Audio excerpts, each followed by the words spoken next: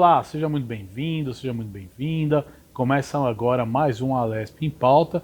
E o verão chegando, né? Calor intensivo. E os nossos alimentos? Como devemos consumi-los? Quais os alimentos mais perigosos para consumo? E a gente que come fora de casa tem que ter alguns cuidados. E nós vamos discutir tudo isso nesse Alesp em Pauta de hoje. Para isso, eu recebo as convidadas, a Manuela Peçanha da Penha, que é professora adjunta do Departamento de Nutrição Social da Universidade Federal Fluminense, e a Isabel de Leles Andrade Moraes, diretora técnica de saúde. Sejam muito bem-vindas, obrigado por ter aceito o convite da Rede Alesp. Vamos falar de um tema que é tão importante, né? O calor em excesso, a gente vive dias aí com uma alteração climática grande, e quais os cuidados que nós devemos ter com os alimentos que nós consumimos, e aí tanto dentro de casa quanto fora de casa. Eu quero dar uma saudação especial a vocês.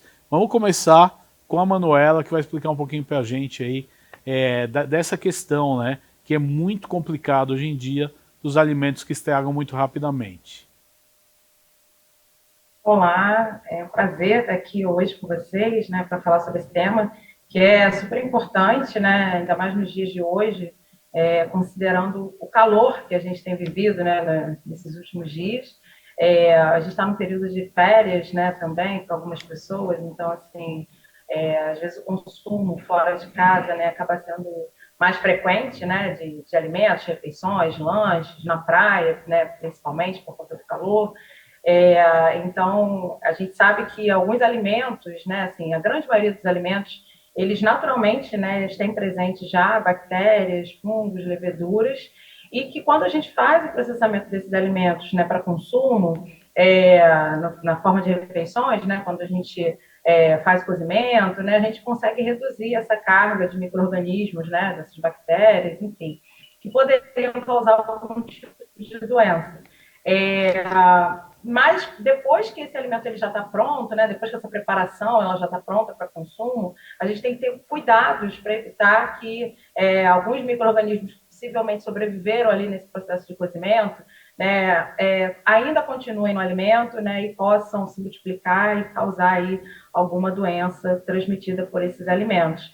E aí o calor é um fator importante, né, tanto no sentido de eliminar esses micro-organismos quando a gente faz o cozimento, mas também se a gente deixa, né, esses alimentos em temperatura ambiente, que está, né, quente hoje em dia, isso favorece o crescimento, né, e o desenvolvimento desses micro-organismos. E aí a gente pode ter um problema, né, para o consumo desses alimentos.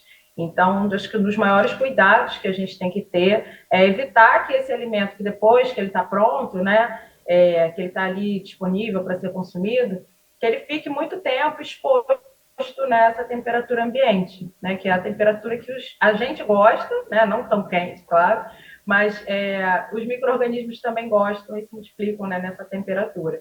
Então a gente precisa evitar isso, né?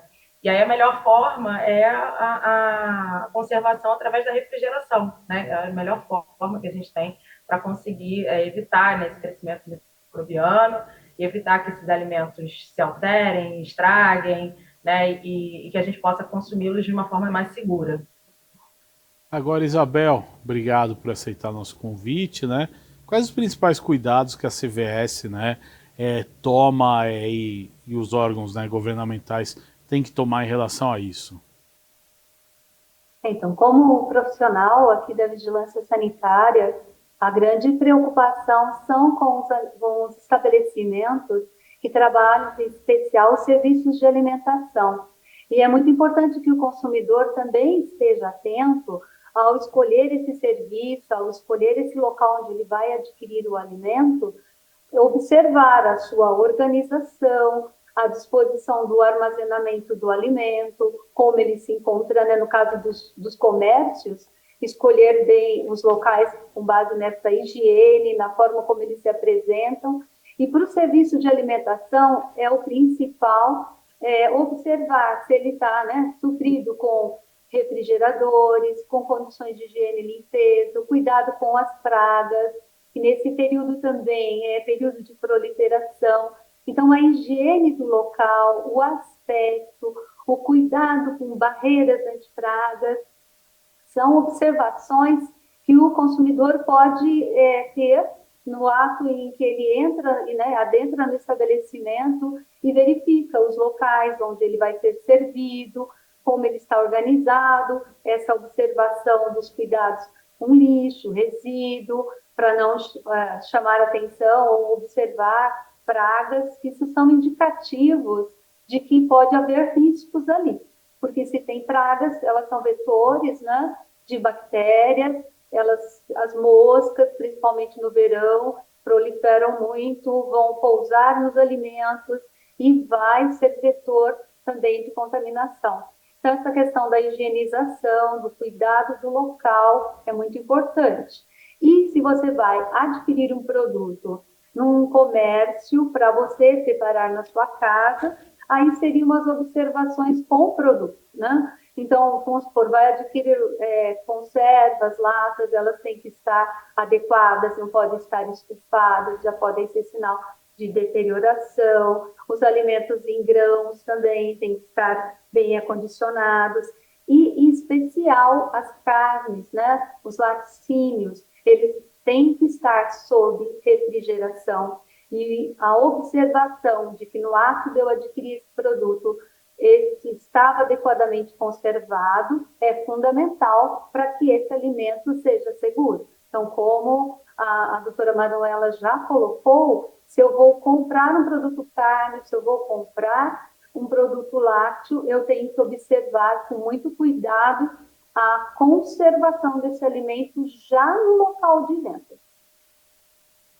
Importante você dar esse primeiro esclarecimento, e a gente vê também no verão muita gente, né, consome alimentos de quiosques e também de vendedores ambulantes, né? A gente, assim, num primeiro momento já desaconselha o uso, né? Porque esses objetos eles estão aí à temperatura ambiente. Em pouco tempo eles podem ficar contaminados, né? Como é que realmente não consumir esse tipo de alimento, ou quais os cuidados que o consumidor deve ter no momento que ele compra um salgadinho, um queijinho, alguma coisa na praia ou no quiosque? É importante a gente dar esse esclarecimento e também falar, né, como a vigilância sanitária atua nesses casos.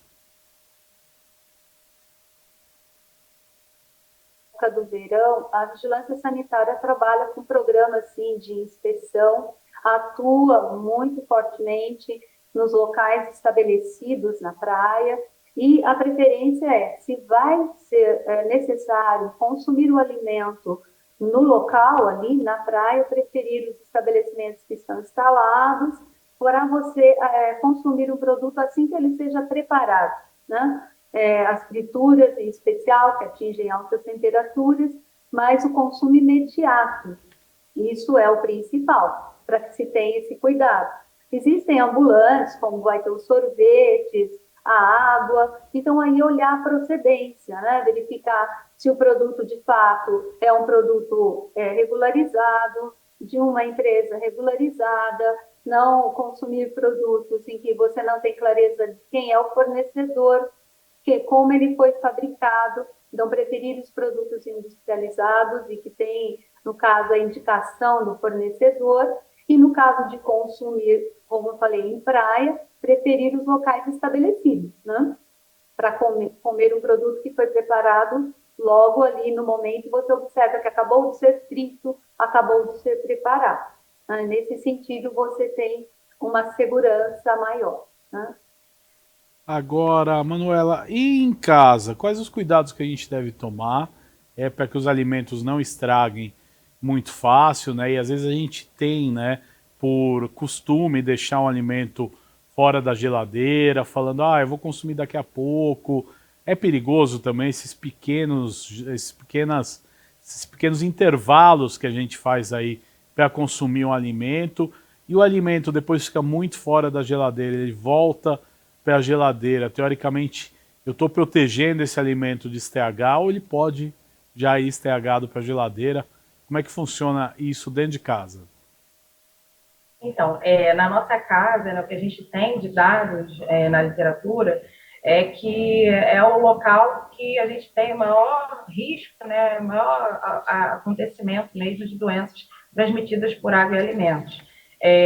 Só que a gente sabe que essas doenças transmitidas por água e alimentos, elas são subnotificadas, né? Então, às vezes, a gente come alguma coisa, a gente passa mal, sente algum desconforto gastrointestinal, uma diarreia, né, uma dor de cabeça, um vômito, mas a gente não vai numa clínica da família, num posto de saúde, né, num ponto desses de saúde para, né, fazer essa notificação. Então, a gente não tem esses dados muito bem definidos, né? Mas em casa acontece, e acontece com uma certa frequência, justamente porque algumas práticas que a gente faz em casa, né, elas acabam tornando, né, esse alimento mais suscetível realmente a essa contaminação, né, e possivelmente também não só estragar, mas poder causar uma doença, né? Então, alguns cuidados são importantes, né? A Isabel falou aqui, né, no sentido de saber a procedência, né, dos alimentos. Isso é importante dentro da nossa casa também, na hora que a gente vai fazer a compra, né, desses alimentos. E aí, depois do preparo, né, e, na verdade, durante todo o preparo, né, é importante a gente observar, por exemplo, o uso de facas, de tábuas, né, da gente não misturar determinados alimentos. Então, por exemplo, eu estou cortando frango numa tábua, e aí, logo depois, sem fazer a higienização dessa tábua, dessa faca, utilizar essa tábua para cortar outro alimento, eu posso ter ali uma contaminação que a gente chama de contaminação cruzada, né? Então, a gente tem que ter esses cuidados, né, no sentido de higienizar, de fazer a limpeza o mais correta possível, né, nesse ambiente ali da cozinha. Aí, depois que a gente prepara esse alimento também, o ideal é que a gente faça o alimento, né, e prepare para que ele possa ser consumido de imediato, né? E se a gente não vai fazer esse consumo de forma imediata, é importante ter esses cuidados com relação ao armazenamento. Então, tem muita gente que tem esse hábito, né? De, vou preparar um arroz, deixo na panela e ele fica lá em cima do fogão, resfriando, né, por muito tempo. Então, ter esse hábito de retirar aquele alimento, né, daquela panela, acondicioná-lo em algum recipiente que esteja limpo, higienizado e colocá-lo na geladeira. A gente tem ainda um mito muito grande, né, de colocar alimentos quentes dentro da geladeira. As pessoas têm, né, um certo receio, porque pode estragar a geladeira e tudo mais, mas a geladeira ela foi preparada justamente para fazer essa troca de calor, né, então ela está ali para isso, né, para poder fazer esse resfriamento do alimento. Então, uma vez que o alimento esteja preparado, é importante a gente não deixá-lo à temperatura ambiente, né, por muito tempo, porque o risco de contaminação é grande. Então, o ideal é que a gente faça esse resfriamento sob refrigeração mesmo, né? E aí o ideal é dentro da geladeira, né? Falando em casa especificamente, né? Então, quando a gente prepara o alimento, se aquele alimento ele não vai ser consumido de forma imediata, a gente faça então esse acondicionamento, né? Da forma mais correta, em algum recipiente limpo, e aí a gente coloca dentro da geladeira, tampado, né? E aí a organização da geladeira também é fundamental, a higienização da geladeira também é fundamental, né? Então, assim, normalmente as prateleiras ali que ficam mais em cima, elas são justamente para armazenar esses alimentos que já estão prontos, né? E aí os alimentos que ainda não foram preparados, né, que ainda vão ser utilizados para o preparo, a gente deixa mais embaixo. E aí a gente também evita a contaminação cruzada dentro da geladeira. Então, são pontos importantes que dentro de casa a gente pode, né, ir mudando os nossos hábitos, né, para a gente conseguir ter uma segurança maior no consumo desses alimentos, né? Então, o ideal é realmente, né, fazer o preparo e consumir de forma imediata. Se a gente não for consumir naquele momento, a gente faça o armazenamento, né, sob refrigeração. Como a gente está em épocas de calor, né, intenso, é importante a gente, né, trazer essa orientação, porque em casa, muitas vezes, as pessoas acabam deixando a comida em cima do fogão, né, na pia, enfim, né, e esse cuidado ele é importante para evitar que nesse calor, né, esses alimentos ou eles estraguem, né, e aí a gente acaba tendo desperdício também de alimentos, ou no caso de causar também uma doença, né, e que a gente acaba não fazendo às vezes essa associação com esse alimento que foi consumido em casa. Agora, Manuela, por muitas vezes, né, as pessoas trazem para o serviço o famoso marmitex, né? Em alguns lugares aí no Rio chama de quentinha. Mas deixa eu te fazer uma pergunta, né? Às vezes a pessoa anda 2, 3 horas no ônibus com aquele alimento dentro da mochila antes de chegar num lugar que vai colocar na geladeira. Isso é uma chance muito grande de estragar, né? Como é que as pessoas devem se precaver, porque às vezes não tem muito jeito, né? Você tem que trazer a comida de casa, por outro lado, você tenta uma embalagem, né, possível, mas o caminho que você leva é no calor, é exposto mesmo, né, ao sol, a forte temperatura. Quais os cuidados que o telespectador que nos assiste ele pode tomar em relação a isso, principalmente o transporte dos alimentos, porque é muito difícil pensar, né, que você vai levar o alimento numa geladeirinha, isopor, ou num Tupperware que seja, tenha, né, um tempo de refrigeração. Normalmente é naquela marmita mesmo, né, aquele recipiente próprio para essas coisas. Como é que eu devo me precaver para que na hora do almoço essa comida já não esteja estragada? Certo? Então, são vários pontos, né, que a gente tem que observar nesse momento, né? Primeiro tempo que você fez a sua preparação, né, que você fez a sua marmita, né? Às vezes tem gente que faz de um dia para o outro, então ter esse cuidado de armazená-la sob refrigeração, né? E aí deixar na geladeira até o momento que você vai sair de casa para levar, né, a sua marmita, né? Isso é um ponto importante. Ou se você vai prepará-la, né, quente, né, e vai sair de casa já com ela ali quentinha. Isso é um ponto, né? Que aí, dependendo de como você vai fazer, você vai ter que armazená-la de uma forma adequada. Esse armazenamento para o transporte, né, é importante que você tenha uma bolsa térmica, né, que nessa bolsa térmica você consiga colocar, por exemplo, tem até uns gelos, né, em gel, né, que você consegue manter um pouco mais a temperatura mais fria ali dentro para conservar essa marmita, né? Então é uma forma de você conseguir ter uma segurança nesse momento do transporte, né? Então as bolsas térmicas a gente sempre recomenda, né, que quem for utilizar marmita, que utilize essas bolsas térmicas para tentar de alguma forma manter essa temperatura um pouco mais fria ali naquele ambiente. E aí dependendo do tempo que a gente tem, né, de deslocamento, esse resfriamento, né, ou essa manutenção dessa temperatura um pouco mais baixa é super importante, porque a gente sabe que esse deslocamento às vezes é demorado, né? Nas grandes cidades isso acontece bastante. Eu sou uma pessoa que leva marmita, né? Então eu falo assim, além da questão técnica, né? Por experiência própria, é importante, né, a gente fazer esse acondicionamento nessas bolsas térmicas. E de preferência, né, tentar preparar esse alimento assim, mais próximo possível do consumo. Né? Então, às vezes, é questão de programação, de planejamento, né? De você se programar, se planejar para fazer essas preparações antes, deixar, às vezes, congeladas, e aí você tira da refrigeração, coloca para refrigeração, para que no dia que você for levar, né, você consiga depois, né, fazer esse transporte com uma temperatura mais adequada, né, até o momento do consumo, ou se você fizer no dia, né, tentar realmente deixá-la mais fria possível dentro daquele espaço, daquela bolsa térmica, né, para que você possa levá-la e consumi-la de uma forma segura. Então, é importante, né, assim, a gente pensar nesse tempo de deslocamento que a gente tem, enquanto chegar no local também, né, depois que você chega no seu local de trabalho, né, o que você vai fazer? E aí é importante que tenha uma geladeira, né, que tenha um espaço que você possa fazer esse armazenamento de forma refrigerada até o momento do consumo. Às vezes tem locais que não tem geladeira disponível, né, e aí a gente tem que ter esse cuidado, por exemplo, no caso da bolsa térmica, né, a possibilidade de colocar esses gelos, né, que a gente tem em gel, né, tem algumas bolsinhas térmicas também, que podem ajudar para que esse alimento ainda continue refrigerado.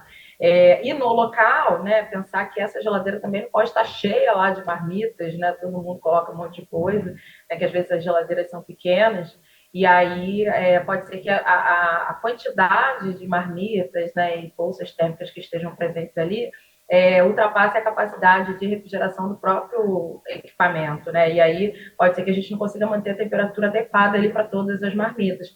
Então, ter esse cuidado também, até nos locais de trabalho, para que você tenha, né, um ambiente adequado para que as pessoas possam levar sua marmita, né? Que hoje em dia é até o que a gente até prefere, né? Porque às vezes comer na rua é mais caro, né? É mais custoso, nem sempre, né?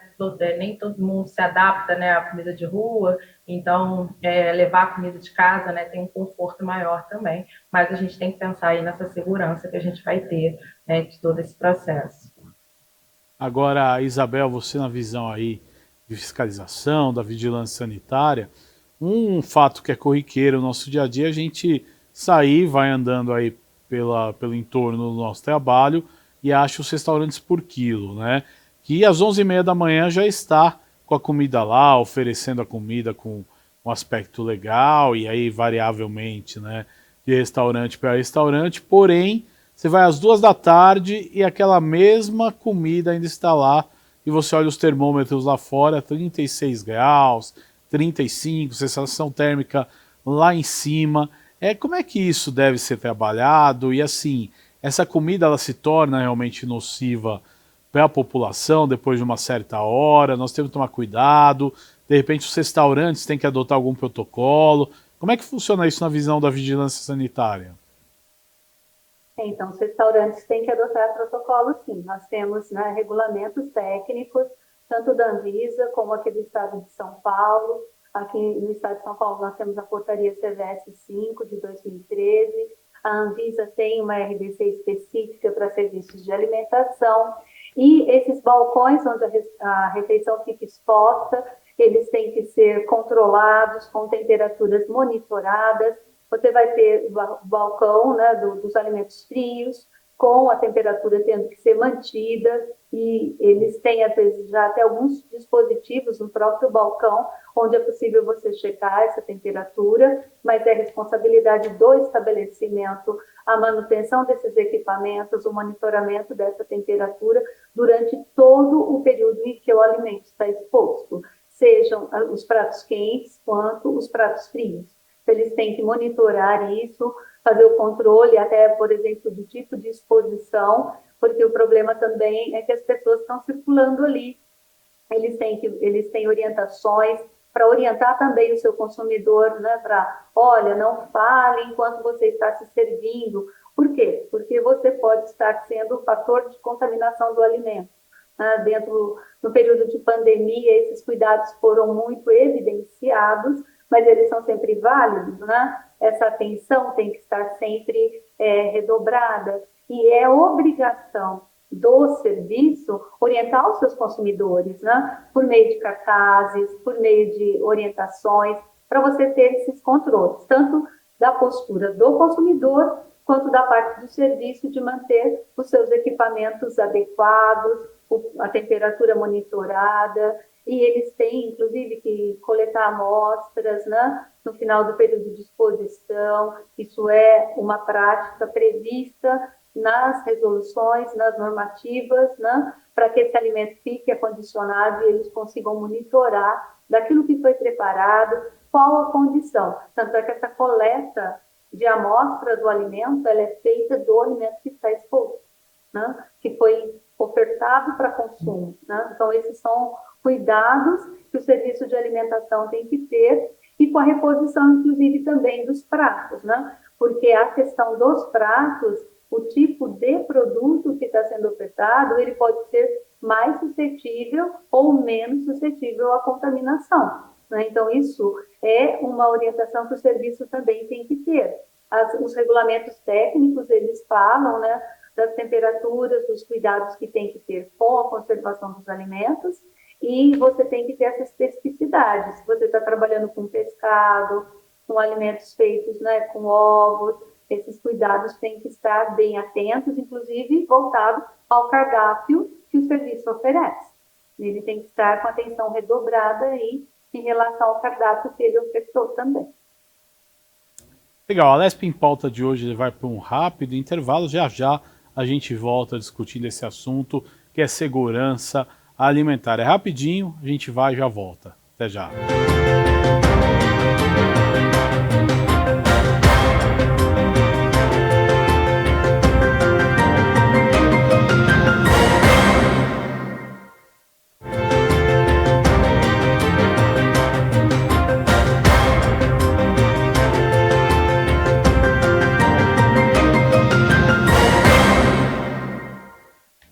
Estamos de volta, esse é mais um Alesp em Pauta, você acompanha aqui na programação da Rede Alesp, hoje falando de segurança alimentar. Com calor excessivo, os alimentos ficam expostos, né, ao calor e podem gerar aí a criação de bactérias, de fungos que podem prejudicar a nossa saúde. Hoje a gente está conversando aqui com a Manuela da Penha, que é nutricionista, e também a Isabel de Leles Andrade Moraes, que é diretora técnica de saúde da Vigilância Sanitária. Sejam muito bem-vindas para este segundo bloco. No primeiro bloco a gente fez um apanhado geral, mas eu queria agora entrar no assunto. Quais as principais, né, bactérias, fungos e quais as principais doenças que um alimento estragado, né, pelo calor pode causar para a população? A gente sabe intoxicação alimentar, mas é obviamente de vários tipos e várias causas. Então, quais os vilões, quais os alimentos mais perigosos e quais os fungos e quais as bactérias que são as mais perigosas? Eu começo com a Manuela dando essa explicação e depois a Isabel ela já complementa o raciocínio. Tá certo, Manuela? Certo. Então, são vários os alimentos, né, como eu falei no primeiro bloco, né, todos os alimentos, na verdade, eles possuem, né, bactérias, né, existe uma que a gente chama de microbiota, né, que é natural desses alimentos, né, e a partir do momento que a gente começa a manipulá-los, né, a processá-los de alguma forma, né, para preparações, para a elaboração das refeições, a gente tem, né, a tendência a ter uma redução, né, a gente espera, né, que a gente tenha uma redução desses micro-organismos, né, principalmente por conta da aplicação do calor, né, quando a gente faz o cozimento, seja fritura, assar, enfim, né, e aí quando a gente está preparando esse alimento, né, a gente pode, né, enquanto manipulador de alimentos, né, e é isso em casa ou em estabelecimentos, esse manipulador de alimentos ele pode também, né, contribuir para contaminar esse alimento se ele não tem práticas, atitudes, né, condutas adequadas para que possa fazer a manipulação desse alimento. Então, a gente também tem micro-organismos, né? A gente também tem a nossa microbiota própria, que pode acabar passando para esse alimento, e se ele não for preparado da forma correta, se ele não for armazenado da forma correta depois de preparado, a gente pode ter o crescimento desses micro-organismos, né? E isso pode vir a tanto, né, deteriorar o alimento, né, aquela preparação, no sentido de estragar e aí causar alterações que a gente chama de alterações sensoriais, né, em termos de consistência, de sabor, aroma, né, então a gente sente às vezes aquele cheiro, né, do alimento estragado, e pode ser também, né, que esse alimento ele não apareça para a gente dessa forma, com essas alterações, né, sensoriais, então a gente não consiga perceber, mas pode ter ali um crescimento microbiano de micro-organismos que possam trazer risco à nossa saúde, né, no sentido de causar algum tipo de doença. A gente, na nossa microbiota, né, nas mãos, né, no nariz, na boca, a gente tem um micro-organismo muito comum que é o Staphylococcus aureus, que ele é um dos micro-organismos que causam doenças transmitidas por alimentos, quando eles estão presentes nos alimentos de uma forma exacerbada, né, em grande quantidade, e aí a gente pode ter, né, o desenvolvimento desse micro-organismo, da produção de toxinas, e causar uma intoxicação alimentar. Então, né, trazendo aqui como exemplo, se a gente não faz a lavagem das mãos, a higienização das mãos correta, faz a manipulação de um alimento, né, com as nossas mãos sujas, com as unhas compridas, né, que são observações que a própria vigilância faz, né, e a gente tem isso descrito nas normas.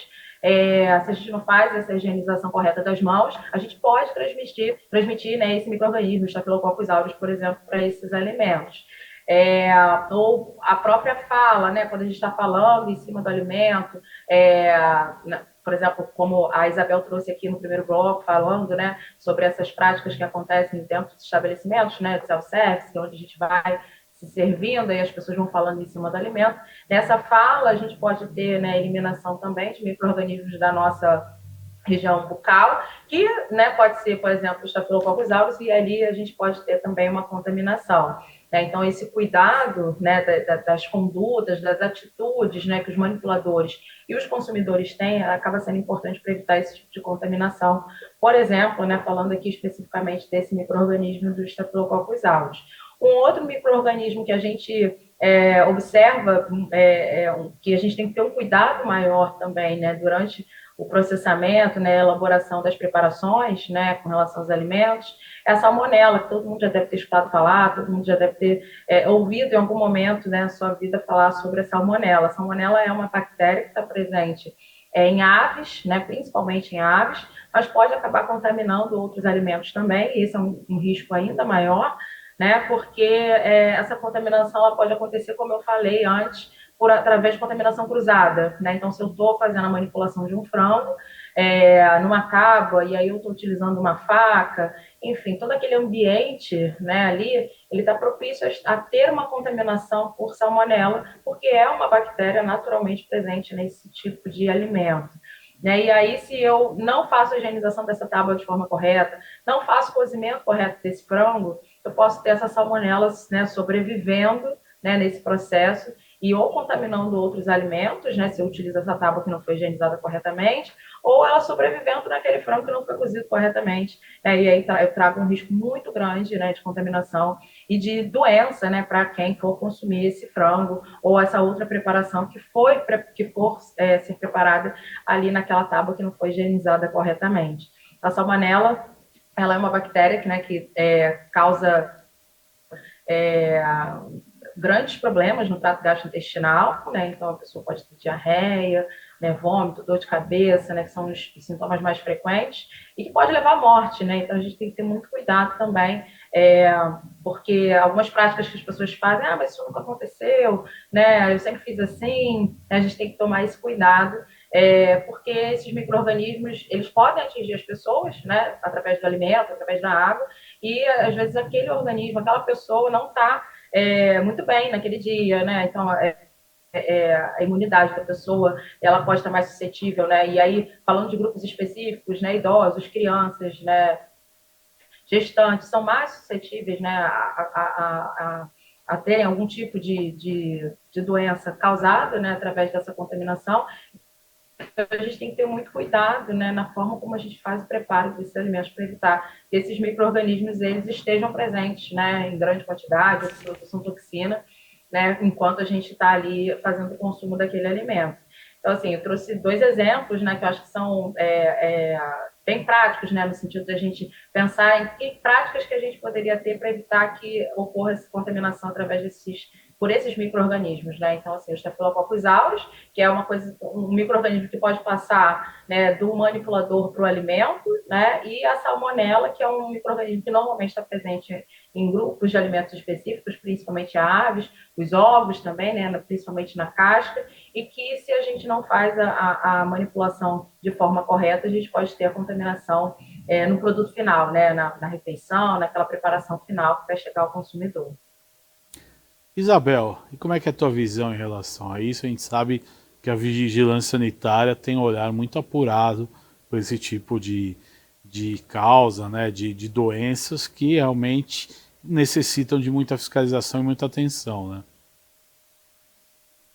Acho que esse é o principal, né, enfoque, né, o enfoque da vigilância sanitária já é voltado mesmo para prevenção e promoção, para que as medidas, né, preventivas evitem que esses danos aconteçam. Então, as próprias normativas, o olhar da inspeção também, o preparo ali do serviço de alimentação é de ter esses cuidados, né? Como a doutora Manuela colocou, o manipulador, porque ele pode contaminar o alimento, então tem os cuidados, o serviço tem que monitorar a saúde desse trabalhador, orientá-lo quanto às suas práticas de higiene, os cuidados, porque ele é o grande foco ali da contaminação do alimento que ele está manipulando. Então, esse é um cuidado.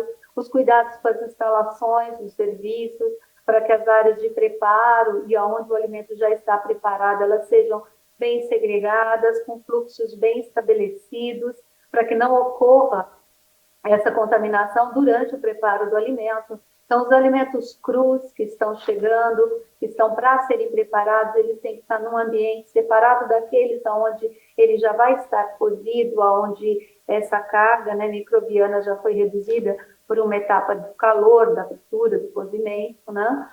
os cuidados com a higienização de frutas, verduras, a utilização de produtos adequados para essa desinfecção. As frutas, as hortaliças, elas têm que ser lavadas, a lavagem mecânica, a desinfecção prévia, porque são alimentos que vão ser consumidos crus e eles podem trazer um parasito ou algum problema também de uma contaminação. Então, isso é muito importante, tanto, né, na nossa residência, quanto também no serviço de alimentação, a higienização prévia de frutas e hortaliças. Tem produtos regularizados pela Anvisa especificamente para esse fim, que são os desinfetantes de hortifrutícolas, para que você observe os tempos em que ele tem que ficar ali imerso após a higienização, a remoção das partes que estão contaminadas desse alimento, às vezes já tem sujidades visíveis, ou eles já estão deteriorados. Então, esse cuidado é muito importante. Os cuidados, por exemplo, com a validade dos alimentos que você adquire no ato do preparo, porque todos os produtos têm um prazo de validade estipulado pelo fabricante. Por exemplo, ovos têm prazo de validade. Então, esses cuidados que foram apontados aí como os cuidados, os critérios aí com relação à salmonelose, ele pode ser transmitido, né, pelo ovo ou por aves, e você tem que ter um fornecedor muito conhecido, um fornecedor que você já sabe que tem os controles sanitários adequados, você tem que comprar o produto de um fabricante idôneo, aí a rotulagem é fundamental, principalmente produtos de origem animal, né, produtos cárneos, tem que passar pelo Serviço de Inspeção Federal ou o Serviço de Inspeção Estadual, ou até em alguns municípios que dispõem do Serviço de Inspeção Municipal, ou o próprio SISB, que é um serviço integrado de inspeção de produtos de origem animal, que garantem isso e colocam isso explicitado no rótulo, que a gente fala que é o selo, né, da Inspeção Federal. Então, os controles, né, com as matérias-primas, com os insumos, com os alimentos que vão ser utilizados no preparo, tanto com a validade do insumo que está sendo usado, da matéria-prima que está sendo usada, quanto com o produto depois de preparado. Então, às vezes você adquiriu o produto num local onde ele foi manipulado ali, um assado, um preparado, e ele tem uma orientação de validade também. Então, não consumir esse alimento, mesmo que você o leve para sua casa, vai comer um pouco mais tarde, mas respeitar a validade definida pelo preparador, por aquele estabelecimento que preparou. Às vezes ele coloca lá na etiqueta, consumo imediato. Então, esse alimento não está preparado para ficar refrigerado, para ser consumido muitos dias depois, né? Então, esses cuidados têm que estar, né, sempre na mente do consumidor, e a rotulagem é um grande veículo de informação. O consumidor tem que estar muito atento aos dizeres de rotulagem, elas são muito bem trabalhadas pelos regulamentos técnicos para que sejam definidos períodos seguros em que esse produto pode ser consumido, após manipulado ou como um ingrediente. Acho que esses são alguns pontos para a gente destacar aí em relação a essa situação. Agora nós temos uma tela para colocar no vídeo exatamente para explicar esses alimentos em contato com o calor, o que eles podem, né? Quais transformações podem acontecer, e a Natália vai explicar para a gente.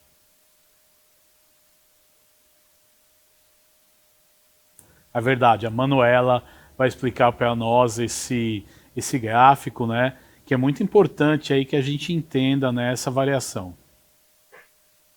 Essa é uma figura, né, que a gente tem na cartilha da Anvisa sobre boas práticas para serviços de alimentação, no sentido de trazer uma orientação, né, tanto para os manipuladores, e é importante também para a população de modo geral, entender um pouco desse cuidado que a gente tem que ter com relação às temperaturas de armazenamento, né, que a gente tem para os alimentos, né? Então, só para entender como é que se comportam esses micro-organismos frente às temperaturas que a gente utiliza, tanto de armazenamento quanto de cozimento, né? E em relação à temperatura ambiente. O que a gente tem aí, o que a gente considera como uma zona de perigo, né, que é essa faixa de temperatura aí em torno de 10, acima de 10 graus até 60 graus, que é a temperatura preferida, né, para os micro-organismos no sentido de se multiplicarem, de se desenvolverem no alimento, por exemplo.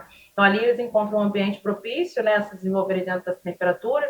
Eles têm um alimento, têm água, né, então nessa temperatura eles conseguem se multiplicar. E é essa temperatura que a gente tem que ter um cuidado para evitar que esse alimento ele fique exposto, né, por muito tempo, né? Então essa temperatura ambiente é a temperatura que a gente gosta de viver, que a gente vive bem, né? Mas também os micro-organismos vivem muito bem, se multiplicam, né? E esse é uma grande preocupação que a gente tem, né, no sentido de segurança dos alimentos.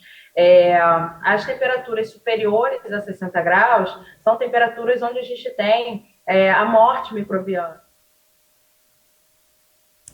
A carga microbiana, e aí evita, né, que esses micro-organismos estejam presentes no momento do consumo. Então, por isso tem esse túmulozinho aí, né, na figurinha, né, indicando que esses micro-organismos eles não conseguem sobreviver, né, sua grande maioria, né, não conseguem sobreviver nessas temperaturas mais elevadas, que é a temperatura que a gente espera que estejam presentes os alimentos na hora da gente consumir, né? Então, assim, a Isabel trouxe aqui, né, com relação à temperatura dos balcões, né, onde a gente vai ter esses alimentos sendo servidos dentro dos estabelecimentos comerciais. Então, é importante que a temperatura desses balcões esteja acima dessa temperatura, né, de 60 graus, para evitar realmente que esses micro-organismos se desenvolvam e que aquele alimento ele fique seguro, né, na hora do consumo, dependendo do tempo que a gente tem ali de exposição daquele alimento. E aí, nas temperaturas abaixo, né, e aí a figurinha mostra já os micro-organismos dormindo, né, nessa figura, nessa imagem, por quê? Né? Abaixo dessa temperatura de 10 graus Celsius, a gente tem, na verdade, uma redução do metabolismo microbiano, né? Então, eles diminuem a sua atividade, né? O seu crescimento. Não significa que eles vão morrer, né? Eles estão ali, mas estão em menor atividade, diminuem, né, a sua capacidade de reprodução, e aí a gente tem, né, um controle desse crescimento de micro-organismos nesse alimento, por exemplo, que se mantém refrigerado, né? Então, é importante a gente evitar que esse alimento, por exemplo, fique muito tempo exposto à temperatura ambiente, porque se ele estiver numa temperatura ambiente e aí ele tem uma probabilidade maior de se multiplicar, né? Então a gente vai ter uma carga microbiana mais alta. E ainda assim, depois que eu deixei em temperatura ambiente, fui lá e armazenei esse alimento sob refrigeração, esses micro-organismos eles vão ter, né, uma redução da sua atividade, mas eles vão estar numa quantidade elevada. Então a gente tem que ter esse cuidado para que a gente não tenha, né, esse crescimento exacerbado, né, esse crescimento muito grande dos micro-organismos nessa temperatura ambiente. E aí, a gente mantendo esse alimento sob refrigeração, a gente consegue ter esse controle maior, né? Então, por isso a gente sempre fala que é importante, né, que a gente consiga manter esses alimentos sob refrigeração, né, no sentido de evitar que esses micro-organismos se multipliquem, né, e se eles estão ali presentes, eles permaneçam, né, uma quantidade reduzida, eles não se multipliquem mais. E as práticas que são utilizadas, né, no sentido de processar o alimento, né, de preparar esse alimento, como o cozimento, a fritura, elas vão conseguir atingir, né, temperaturas maiores, mais elevadas, e provocar, né, a morte desses micro-organismos. Então, essa figura é só para mostrar, né, e ilustrar de uma forma mais didática, né, que é importante a gente evitar que esses alimentos, né, os nossos alimentos, fiquem nessa temperatura ambiente, né? E aí a gente considera uma faixa de temperatura relativamente grande, né? De 10 até 60 graus Celsius, porque é a temperatura que a maioria dos micro-organismos consegue se desenvolver e se multiplicar, né? Então, por isso a gente tem que evitar essa zona de perigo aí. Agora, é importante a gente falar de mais dois assuntos, né? As saladas e aqueles objetos que ficam frios na mesa. Às vezes a gente vê que alguns buffets, né, até colocam gelo para que ele fique mais gelado, mas elas podem ser um vilão nessa proliferação de bactérias, de fungos. Vocês acham que pode ser, é real, isso é fato? Ou se bem acondicionado com muito gelo, não tem grande problema? Então, as regras de conservação, como a gente colocou, estão previstas nas portarias as saladas têm que ficar no balcão refrigerado com monitoramento de temperatura. As verduras, as frutas, elas têm que passar por uma higienização prévia com produtos regularizados. Então, isso são pontos, né, que são destacados nos controles das regulamentações técnicas específicas para os serviços de alimentação. Então, tomando esses cuidados e atendendo rigorosamente essas normas de boas práticas de manipulação de alimentos, é possível que esse alimento fique exposto e seja consumido com segurança. Ele é um alimento, aí no caso, seguro para ser consumido, desde que observado esses critérios. E são critérios que começam lá no preparo, né? Lá na aquisição, lá na higienização, na montagem dos balcões, dos pratos, com espaços adequados para a conservação desses produtos, né? Os refrigeradores desses serviços, eles têm que estar com capacidade adequada para o volume de vendas que eles têm, para a capacidade instalada, higienização com água também tratada, controlada, monitorada pelo estabelecimento, ela é um insumo primordial ali na higienização das saladas, das frutas, para que ela possa servir de um veículo de limpeza e de higienização. Então, ela tem que estar também muito bem monitorada, os seus reservatórios controlados, o seu monitoramento da qualidade, com laudos apresentados regularmente pelos estabelecimentos. Então, são cuidados que a legislação ela vai colocando em cada item, em cada etapa do preparo, que assegura esses critérios. E as inspeções, elas percorrem todos esses passos, checando cada uma dessas etapas. Então, nesse sentido, aí fica seguro consumir os pratos frios também.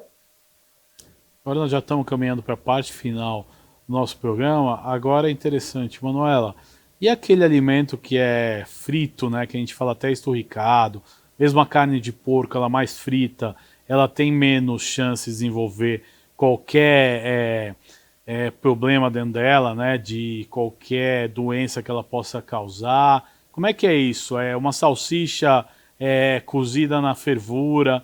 É verdade ou é mito isso, que ele pode diminuir e matar, de repente, certos germes?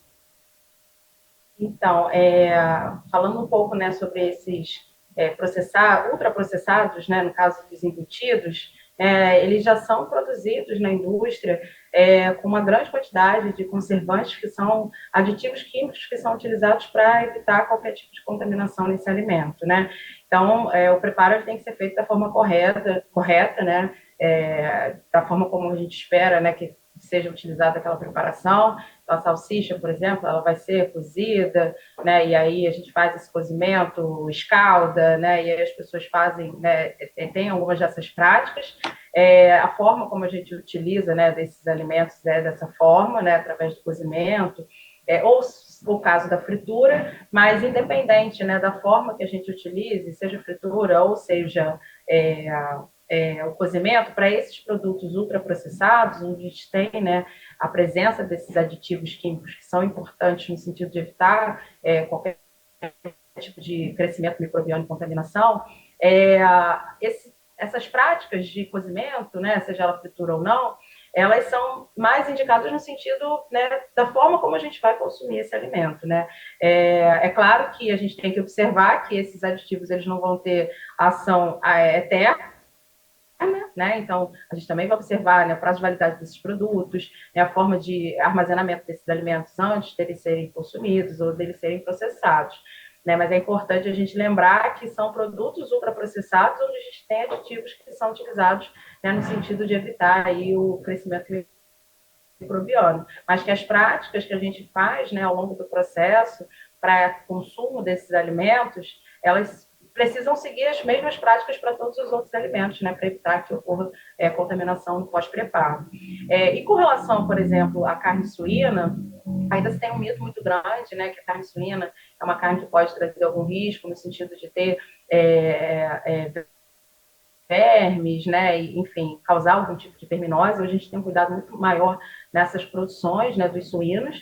É uma carne que é ótima para ser consumida, e aí falando de suínos, de carne fresca, não estou falando de carne processada, né? Mas é importante ter cuidados também com relação ao próprio cozimento, né? Então, a gente continua mantendo, né, a recomendação do cozimento, assim como para todos os outros produtos carnes frescos, né? Seja carne bovina, seja de frango, enfim, pescados, que esse cozimento ele aconteça de uma forma total, né? Então a gente não vai consumir essa carne crua ou mal passada. O ideal é que a gente faça o consumo dessa carne ao ponto bem passada, né? Para que a gente evite qualquer tipo de contaminação. E a carne suína teve, né, por muito tempo esse